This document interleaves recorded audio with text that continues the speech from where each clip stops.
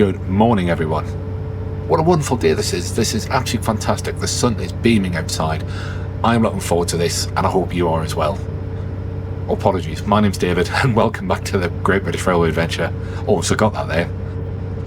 I'm currently on a GWR IET bound for Cornwall, as I'll be taking a more in-depth review and visiting some of Cornwall's most fantastic and quaint and picturesque and spectacular branch lines. There's just too many superlatives to actually explain why I love this area of Cornwall. It is just absolutely fantastic. Come and join us as we also explore Cornwall's least railway station in Coombe Junction Halt. I'm interested to see what the fuss is about and see what the station has to offer. So for now, I hope you enjoyed the video. Please remember to have your tickets, grab a coffee and sit back and relax. Let's go and see what the fuss is about and what makes the railway so special in Cornwall.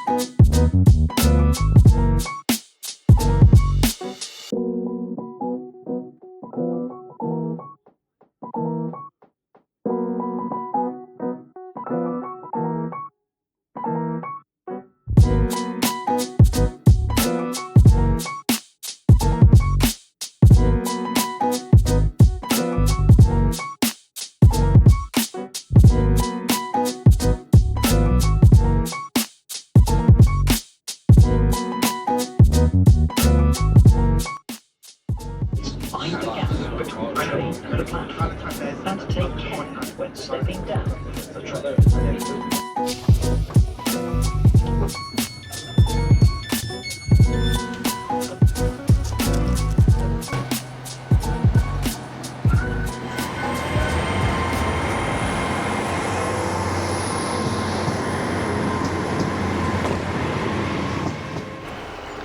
Well, after a rather hefty delay coming in from Paddington this morning, we've finally arrived at our first stop, which is Par.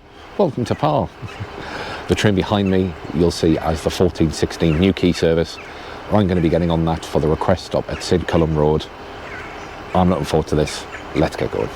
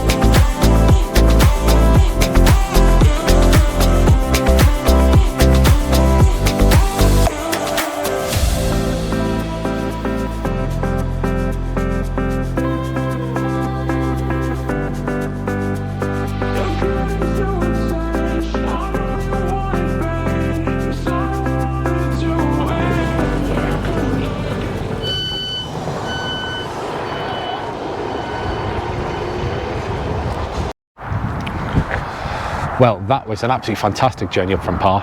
I'd forgotten how stunning the scenery was. So if you didn't believe me then, you'll definitely believe me after watching this video.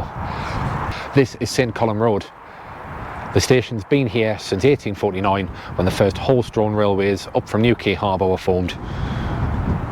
The station was originally called Luxulyan, up into the early 1900s, and then since then it's been known up until this present day as St Columb Road. The station only has one platform which serves both directions towards New Quay and Par, but as you'll see on the opposite side there was the remnants of a former platform heading towards New Quay.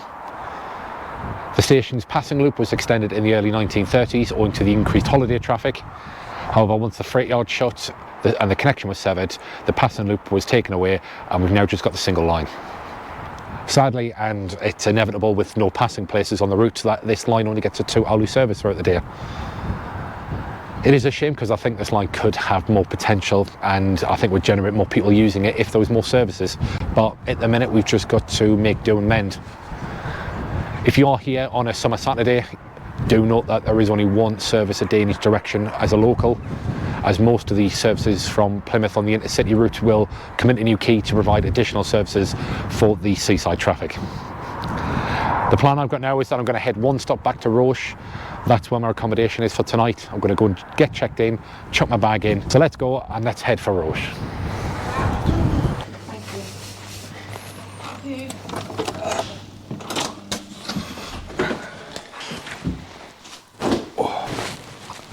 Oh, it's nice. This is my humble abode for tonight. Check-in was quicker than I was expecting, to be fair, but it is what it is. So it is now 3:51. The next train through Roche will be around about an hour, so I'm going to try and find some food. I found the kettle, so it is coffee time, and we'll head back to Roche and we'll head for Luxulyan.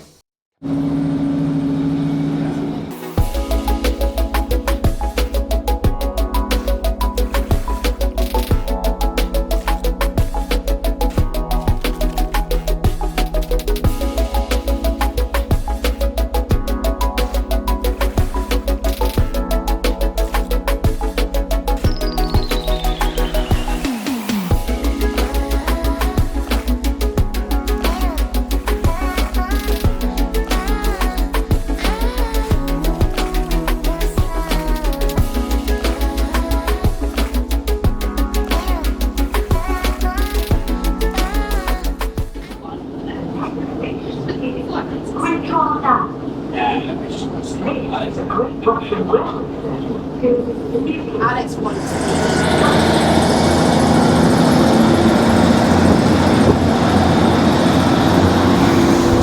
This is Quintrell Downs. It's rather nice, this, isn't it? It's one of the quaint little stations on the New Quay branch, and weirdly it's the only timetabled stop on this service.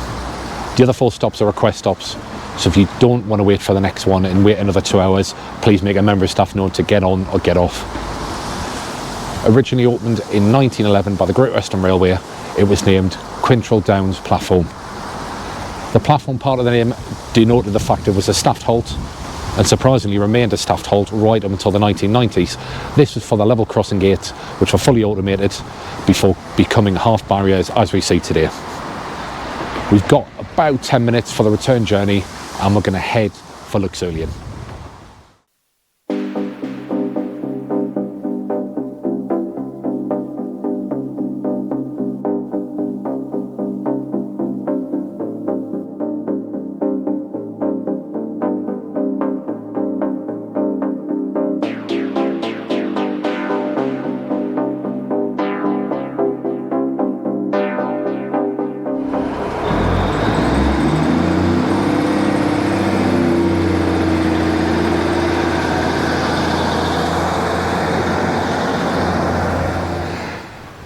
This is Luxulyan, the next stop on our adventures today.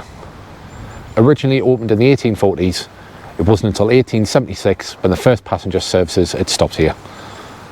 It's another request stop for Great Western Railway, so please remember to make sure you let a member of staff know if you want to get on or get off, otherwise it will be a long wait for the next one. What I'm going to do now is, I've decided that I'm going to head back towards Roche and call it a day for this evening. It has been a long day travelling, especially with the disruption this morning. We'll pick it back up again in the morning, so I'll leave you be and I'll see you back bright and early for the 7:43 from Roche to Par.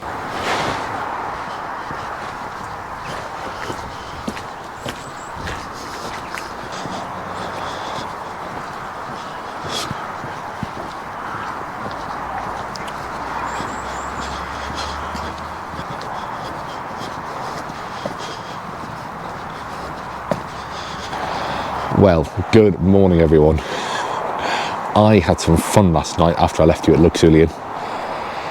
So it started really teeming down with rain. I was waiting for the 1825 back here to Roach to then finish the day, and I suddenly realised at about 1840 that there was no train. So with no signal, and then eventually the battery going flat on my phone, I hit the help point and I found via GWR that the 1825 and the last train, I can't remember the time off the top of my head, but both second to last and last trains from Luxulyan towards Newquay were cancelled because of shortages of crew. So there's me trying to scramble thinking, well, I'm in an area I don't know, I've got no phone effectively, so what do? So thankfully the people on the help point took what limited details they could do, and within about half an hour a taxi turned up. So I had a lovely chat with the taxi driver on the way back to Roach last night, explaining that he'd just done a run to Newquay with a load of passengers who were irate that the trains were cancelled, surprisingly. Yeah, so that is where we stand at the moment. So we're going to be saying goodbye to Roach after a reasonable night's sleep at the Travelodge. I've had a coffee, so I am a bit refueled, but I could do with another one shortly. We're going to be heading for Bodmin Parkway and then to Liskeard to start today's adventures on the Looe Valley line. So let's get on today's adventures. I'm so looking forward to this. Let's go. I definitely need more caffeine.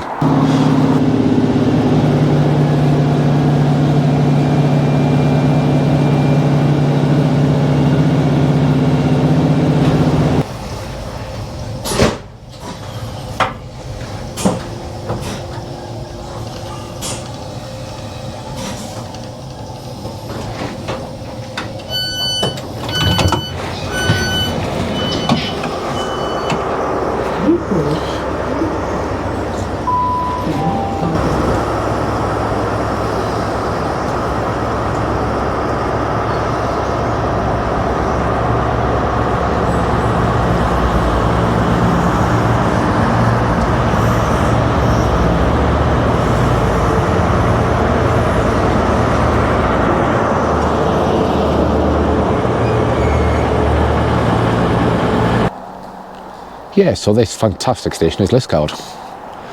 Opened originally in 1859 by the Cornwall Railways. It served the local area, which is about a mile away, and also provided connections towards Penzance, Plymouth and further north. The station itself has got the original 2 platforms, which are sunken underneath the main station building, and they're connected by 2 ramps. In 1901, a 3rd platform was introduced at the north of the station for the connection towards Looe and Coombe Junction Halt, which is where I'm going to head now, so we'll take a walk shortly. But this is just an absolutely fantastic little station. I'll do a little bit of a walk around as well so you can see as we're heading towards platform 3 in the Looe line. But this is just something I absolutely love. I remember how good this was back from March 2024, and it is just spectacular still. We'll go past the old signal box, which controls the whole of the Looe branch as well. So I'm looking forward to this. The train is roughly about 15 minutes away. So let's head to Looe. Come on.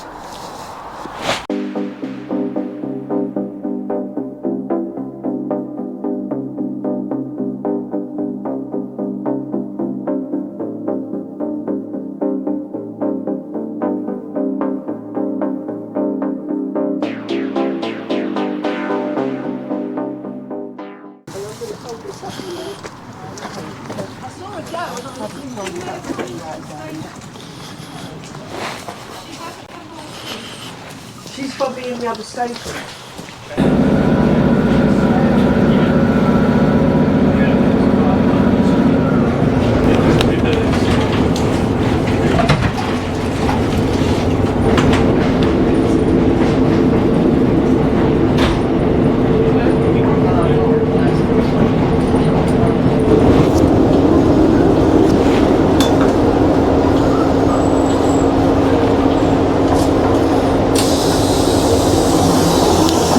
Perfect. Thank you. Thanks, lovely. Have a lovely day.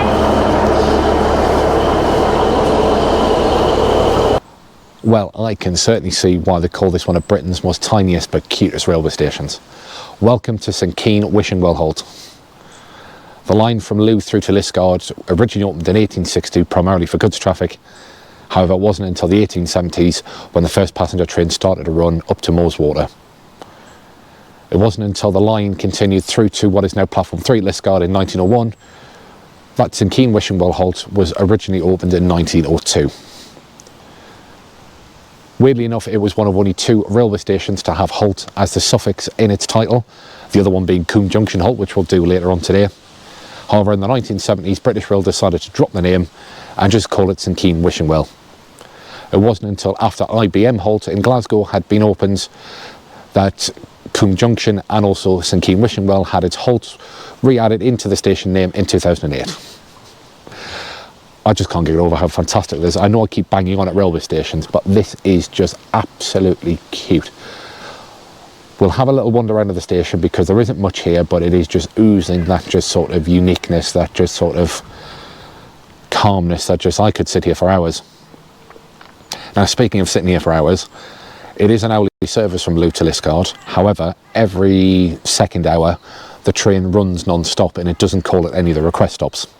So instead of me sitting here for the next 2 hours, I'm going to take the walk down to Causeland and we'll go and have a look at Causeland station, and then we should see the train going past either towards Looe or coming from Looe, and then we'll continue on the walk to Sandplace.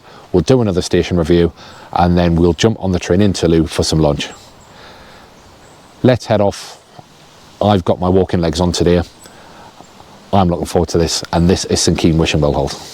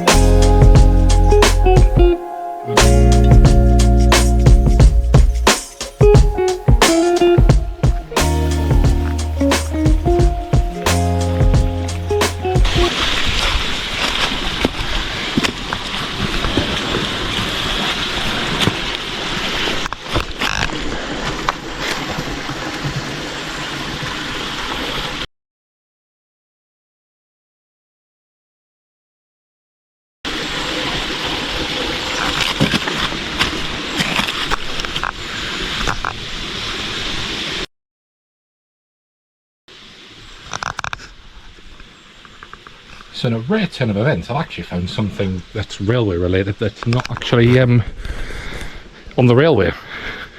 This little gem of a find is St Keyne Wishing Well, which is where the station gets its name from. I don't really know much about it without having to sort of go through Google. I wasn't really prepared for this.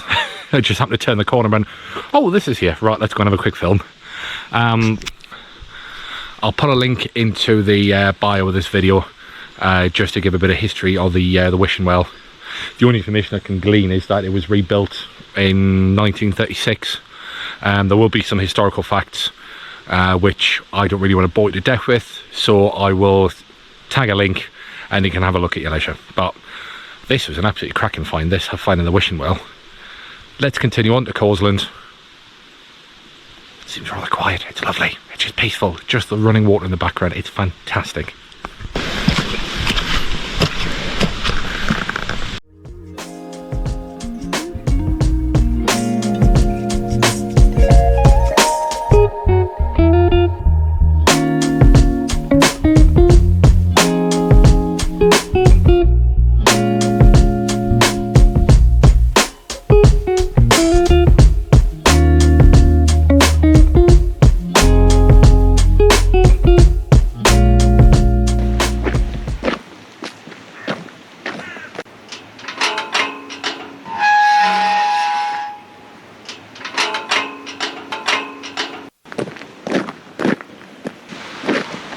I'm sure I'm not the only one who thinks that these stations are just getting better and better. They're just absolutely fantastic. The scenery around here is just brilliant. When the line first opened to passengers in 1879, Causeland was the first and only intermediary station between Looe and Liskeard.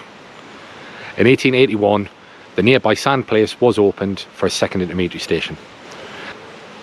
As you can just see, the sun is beaming into me. the day has just got even better. It was raining slightly, leaving St Keyne wishing well, climbing up the road. But as the sun's peaked out, I think it's just time to head to Sandplace. The train should be arriving here at about 11:29, which is non-stop between Looe and Liskeard. So I'll capture the train going through, and then we'll continue on the journey towards Sandplace.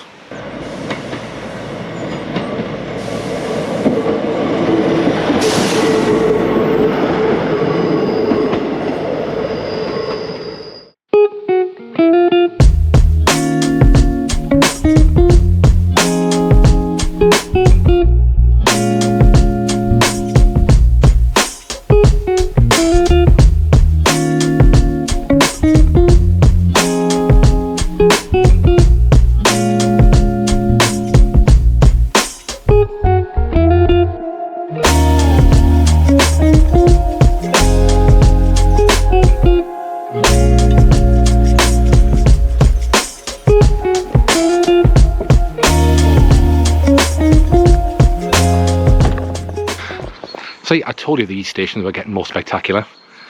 If you don't believe me, just have a look at this. This is Sandplace. It's the last of the 3 request stops on the Looe Liskeard line. The reasons why it gets its name Sandplace, and no, there's not a beach around here, it was named after the wharf back, I would imagine, 1800s, early 1900s, where they used to bring the lime up from Looe Harbour to spread across the agricultural land to neutralise the acid. See, you learn something new and pointless every time I go to a railway station. I'm now just waiting for the 12:09 departure. It shouldn't be long. It left Liskeard about 15 minutes ago, and we're going to head for Looe.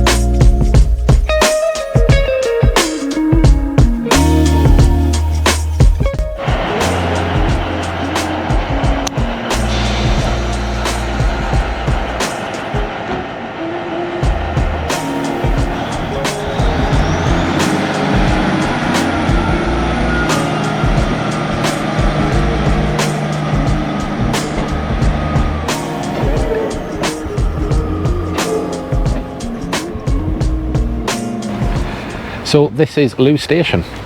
This is just absolutely fantastic and quaint. As you can see, I brought the good weather with me once again. The sun is just shining behind me. I'm getting all nice and toasty. It is wonderful. I think it's time for some food now. Yeah, I'm going to find some food. I've left myself an hour's gap here for the 13:22. I need to be on that one because that's going to take me to Liskeard, and then I can come back down the Horseshoe Bend into Coombe Junction Halt and do everybody's least used Cornish station. I suppose this is the appropriate time where I'm going to get some refreshments, that I pause the video and let you get some refreshments. So whilst you're making another cup of tea or coffee, I would just like to say thank you for continuing to watch this video, sticking with me, and also sticking with all of my videos across all the social media channels. Please do like and subscribe my YouTube channel, because this video will be on in mid-November. Please click the notification bell and you'll get instant notification of when this video goes live. The details are just down here. Are they down here? No, they're just that way. Yeah, that way. That's where they're just popping up just there. Also, I'll be putting up some short videos on TikTok and also Instagram and Facebook. Now, that is definitely here, isn't it? No, right, it's down here. Right, yeah, please click that. And also, as you know that I do love coffee, I can't sort of function without caffeine. Please also follow my Buy Me a Coffee page. There will be some new videos that will be shared to members only on that before they go live across all the social media channels. The link, I'm holding the camera so I can't, so it's just that way. I'm just nodding my head, it's just that way, just there. Yeah, just here. Perfect. So I'll let you go and refresh your tea and coffee.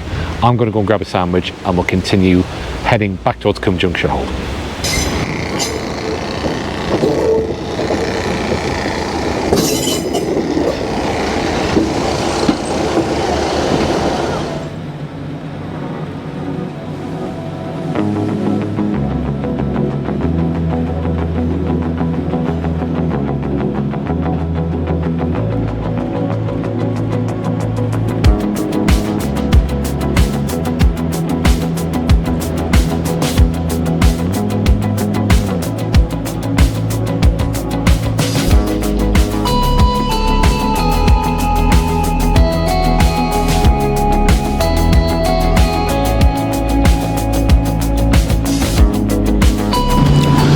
just traversed over Coombe Junction ground frame.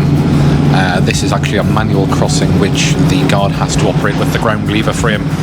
It is actually the remnants of the old Coombe Junction signal box, which I think is quite cool.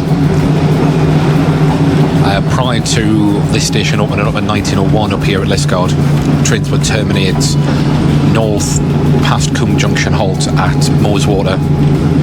This is quite an engineering feat for railway to actually get the curve in and not have any problems with the coaches derailing off. So yeah, this is quite cool, and I wish I'd had a drone that I could actually get up and just do some aerial shots of a train traversing, because that would probably be spectacular. So Liskeard is our final stop on this service. We're going to remain on this train and head back down the curve, and we're going to get off at Cornwall's Lees's railway station in Coombe Junction Halt. Come and join us. I'm absolutely looking forward to this.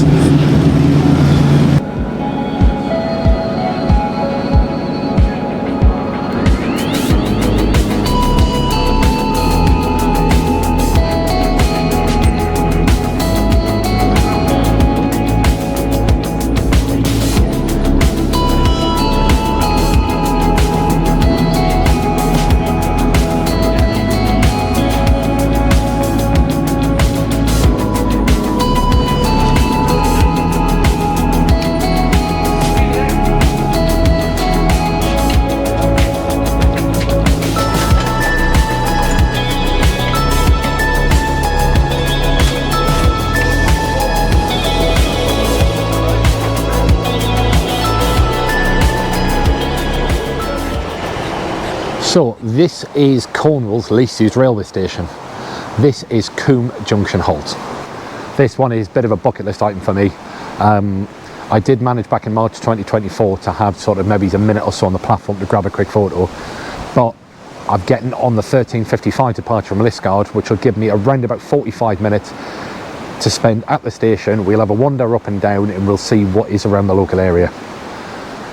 This station technically opened in 1896 when the line ran through from Looe to Moweswater. However, there wasn't really a station here, there was just a pre-built platform to allow passengers to get off this and walk up the steep hill from mainline connections and also the town of Liskeard. When the horseshoe curve was built and implemented in 1901, the station was officially named Coombe Junction Halt, and the line and station towards Moweswater was closed. Since then, if you want to go north from Coombe Junction Halt, it will be freight traffic only, specifically China Clay and Tarmac, which has been going since the early 1900s. So I'm going to have a quick tour of the station. There will be a separate short video, as I usually do for Lees's stations, because I just think they're fantastic. But I'm going to take a walk up through the viaduct and see the massive viaduct of Moweswater, and hopefully not miss the train. Otherwise, it'll be a walk up the sharp, steep hill, in which I don't really fancy. So this has been Coombe Junction Halt. This is the last station that I'm visiting on the Looe Valley line. Well, it's not just the last station I'm visiting, it's the last station. We've done every other station. So we're now, once we leave here, we're going to head back up through Liskeard. We're going to go on the 15-17 to St Erth to tackle the St Ives branch.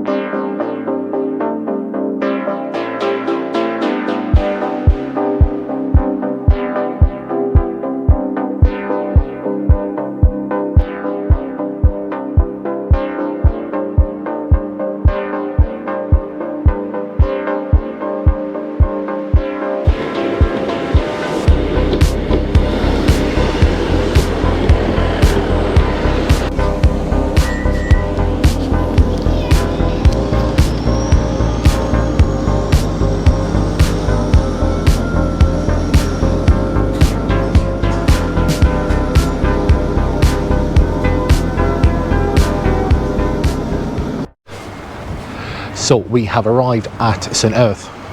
Time to head for the connection to St Ives. Let's hit the platform 3 and let's head for the request stop in Lelant.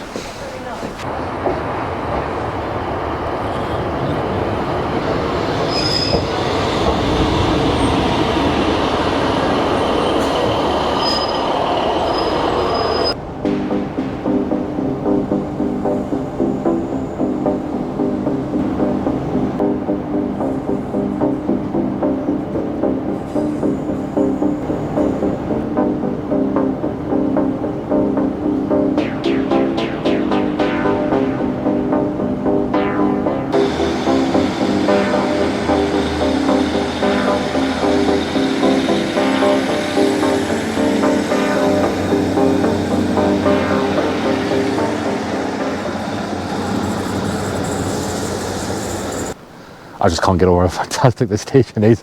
I know I sometimes sound like a bit of a robot and repeat myself, but it is just absolutely peaceful here.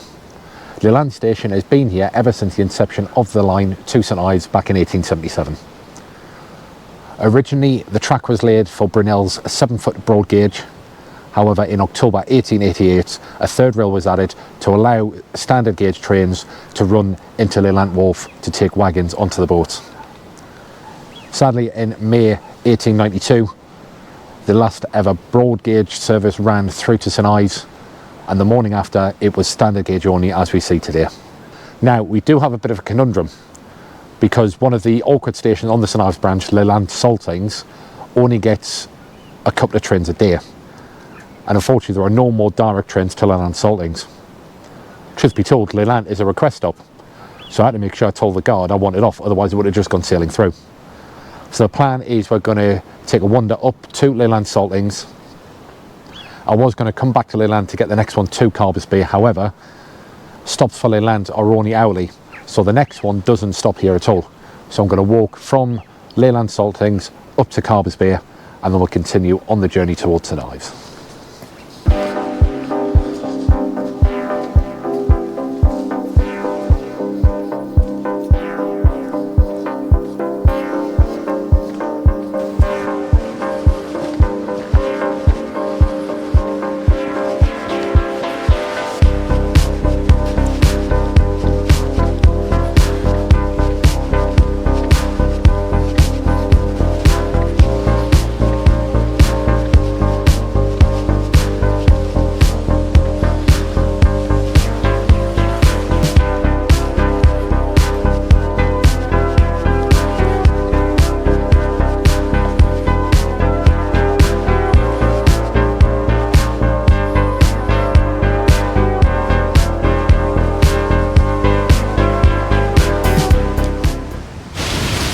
Well, this gem of a railway station I've found is Lelant Saltings, the second station I'm visiting on the St Ives branch.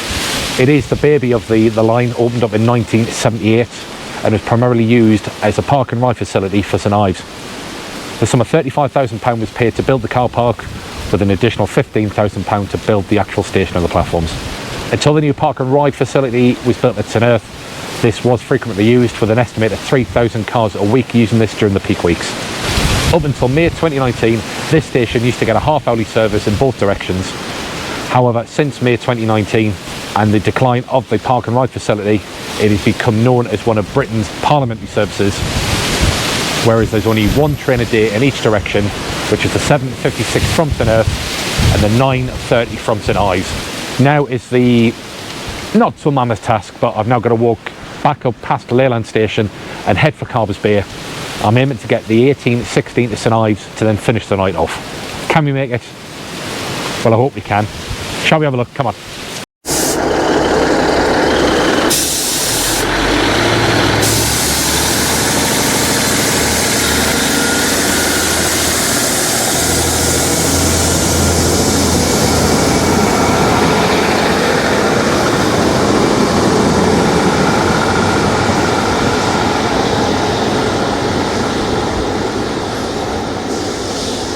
We've arrived at the penultimate station on the St Ives branch.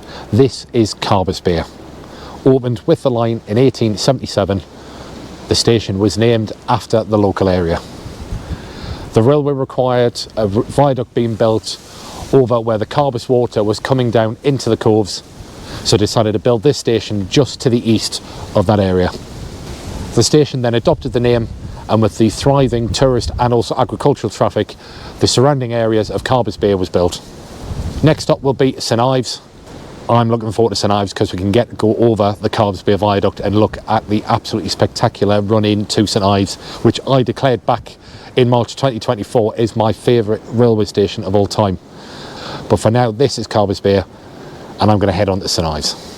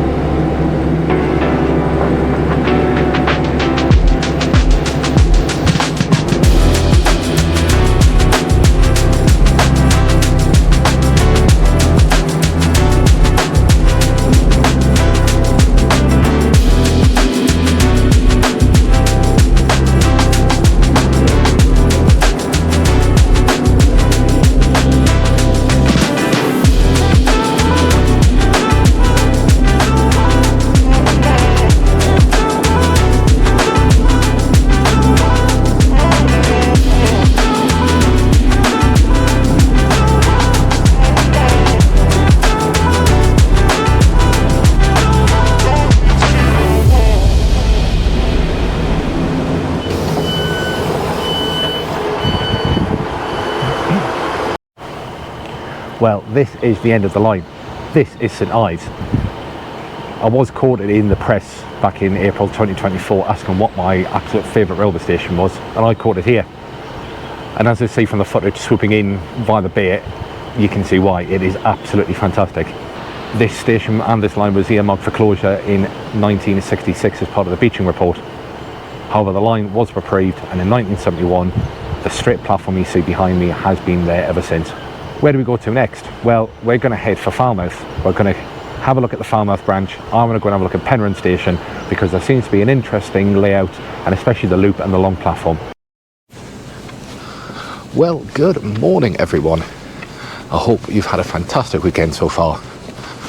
I have slept fantastically last night in my Airbnb. That was really, really comfy. I'm, as you can see, just on the coast of Penzance. I really did look out with the location of the Airbnb because it is literally a stone's throw away from the station. It is just after 8 o'clock on Sunday the 26th of October. I'm going to grab a coffee because I'm going to desperately need to boost from standard class to premier class this morning. I don't normally try and get up this time in the morning if I need to. We're going to head on the 8:10 up to Truro. We're going to do the Falmouth branch. Come and join us and let's have some fun.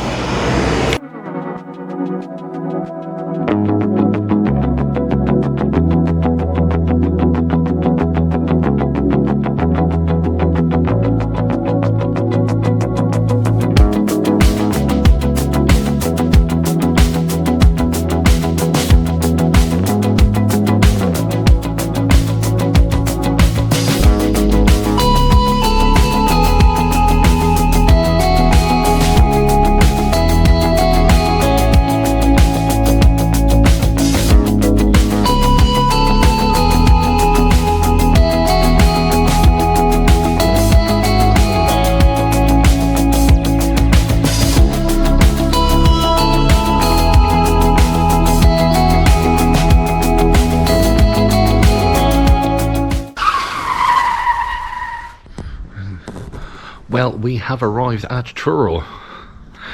Sadly, there has to be an unadvertised change to the schedule. When I looked at National Rail Inquiries last night, they told me that I had the 4-minute connection, which would be plenty of time to cross to catch the Falmouth train at 8:50.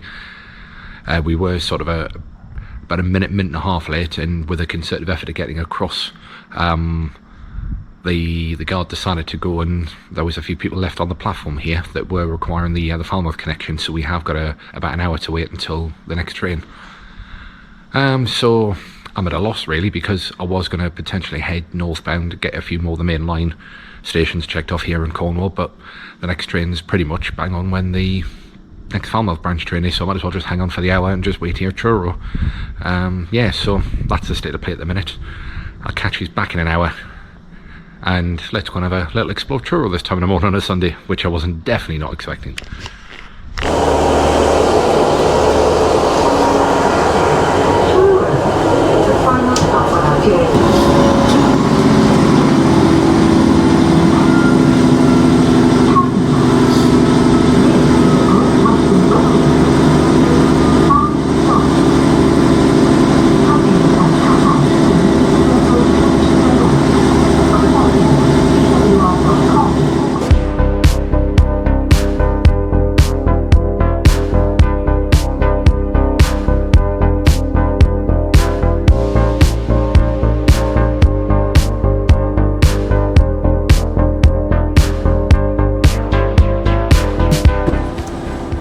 now that we've eventually jumped on a Falmouth Dock service, the plan this morning is we're going to head for Penmare, visit the station of Penmare. As it's an hourly service, we'll take the walk down to Falmouth Town Station and then finally Falmouth Dock Station.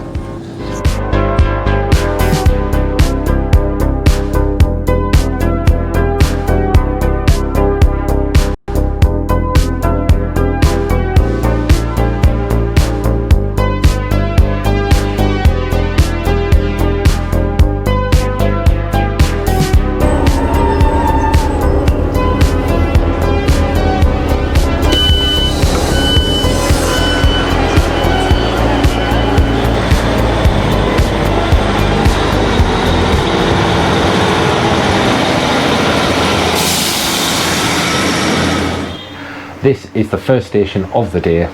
This is Penmare. Owing to some financial difficulties, it wasn't until 1863 when the line as far as Falmouth Town had opened, and a year later in 1864 the line eventually ran to Falmouth Docks. The line was meant to be double tracked all the way through, however due to the fall in traffic it was decided to make it single track only, and given the number of viaducts and tunnels on the line it was actually quite an expensive line to build. With it being a Sunday, it's only an hourly service. So what I'm going to do is, the walk isn't that far up to Falmouth Town Station. We'll go, we'll have a look, we'll catch back up in a few seconds. It'll be about 15-16 minutes for me, but as soon as I click my fingers like that, we'll be over at Falmouth Town Station. You ready? 1, 2. We're at Falmouth Town. Wow, that was quick. This was not the original station here at Falmouth Town, because the line opened up in 1863. However, when the line scaled back from Falmouth Docks in the 1970s, British Rail opened this up as Falmouth. The construction of this new station in 1970 used some of the original building materials and platforms from Perranporth Station, Halt, which was on the old Truro Newquay line. In 1989, just after I was born, so that was very significant, and I remember the date, this was named Falmouth Town as the original Falmouth station down at the docks was reopened. We'll try it again with a finger click and we'll head for Falmouth Docks. And just like that, we've arrived at Falmouth Docks. Originally called Falmouth when the line opened in 1863, the intention was for passengers to travel all the way from London, jump on the packet ferries and land in either Europe, on the continent, America, Africa, you name it, anywhere the ferries would go from Falmouth. That was the intention. However, by the time the line opened, all of the packet ferries had left Falmouth and there wasn't really the need for this station at the time. British Rail took the decision to close this in 1970 and scale the line back up towards Falmouth Town. However, they reversed this decision in 1975, designated as Falmouth and renamed it Falmouth Docks as we know today in May 1989. I'm currently waiting for the next train to come down from Truro, which will be in about 5 or 6 minutes, and we're going to head for Cornwall.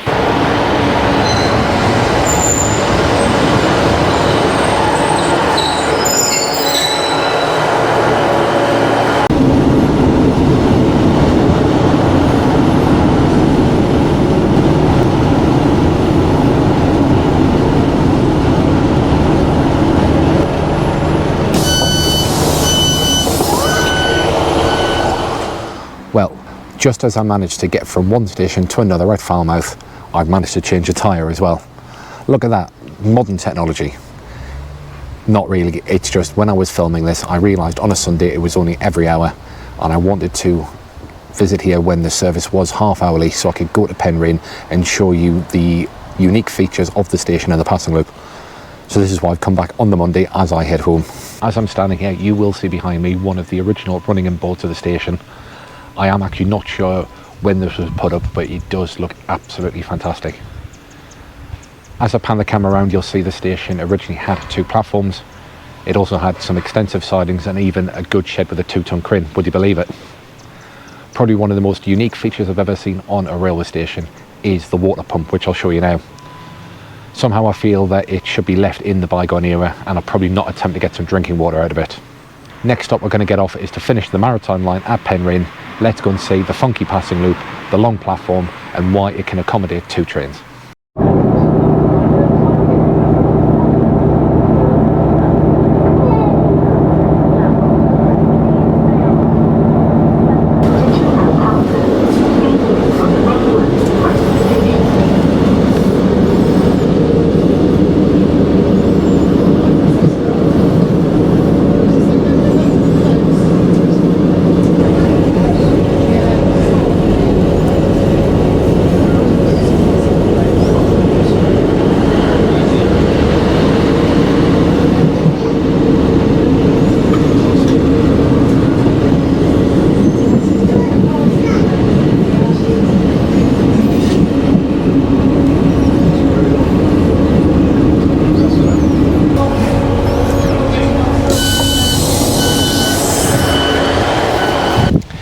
Welcome to the last stop on the maritime line. This is Penmare. Opened in 1863, this station used to have 2 platforms, a passing loop and a significant goods sidings. Over the declining years, it was scaled back to just 1 platform, which meant that only 1 train on the line could run. However, in the 2000s, with some funding from the European Council, they were able to put a passing loop at this station. Now, instead of actually putting a second platform back in on the opposite side, they decided to increase the length of this platform and split it in half. So it means that when one train arrives up from Falmouth docks, it'll sit and wait for the train from Truro to cross over the loop, and both trains can cross each other safely. I'm going to now take the slow walk from platform 1 up through platform 2. I'm going to show you the crossing loop, and it is going to be fantastic. Well, in my opinion, it's going to be fantastic because I think it is a great feat of engineering.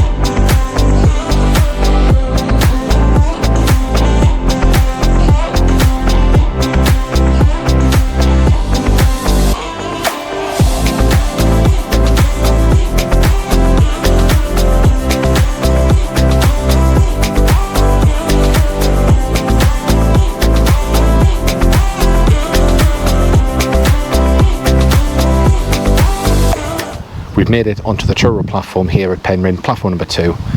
I just think this engineering is absolutely fantastic, and it means that more trains can run on this line at very little cost. Next stop will be Truro. We'll be starting to head home, so let's see where we head.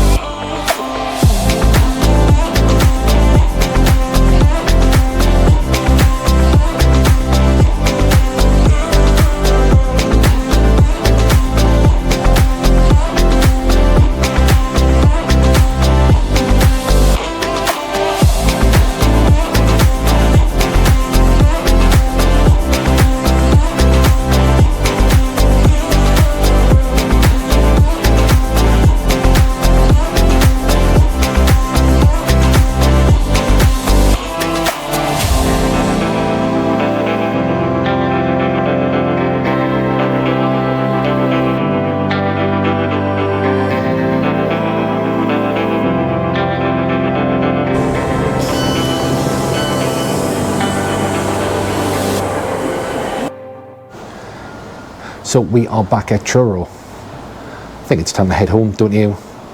I know I've taken enough of your time with this video, so thank you for sticking out and watching to the end. It is never the end. There will always be another great railway adventure out there. So please, if you haven't done already, hit the like button, hit the subscribe button, hit the notification bell on YouTube, whatever you have to do. Share the content, just get it out to as many people as you can, because these journeys are absolutely fantastic. I'm now going to head on the 11:55 service, changing at Plymouth, and I'll arrive back in at Paddington late this afternoon. So for now, thank you. This has been the Great British Railway Adventure. I hope to see you on another day at another station for more great adventures. Take care, guys. Bye for now.